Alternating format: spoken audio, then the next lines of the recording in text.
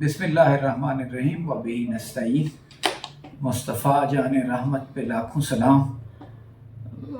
جیسا کہ ہم سب کو علم ہے، بر صغیر کی تقسیم ابھی تک ایک نامکمل ایجنڈا ہے جو عدل و انصاف کے مطابق تقسیم نہیں ہوئی۔ قراردادوں کے مطابق جن مسلم آبادی والے علاقے پاکستان کا حصہ بننے تھے، ان میں کشمیر اور حیدرآباد کی ریاست شامل تھی، حیدرآباد دکن، اور یہ معاملہ کشمیر کو پاکستان کے ساتھ الحاق کا استصواب رائے کے ذریعے عالمی فورم پر ہے۔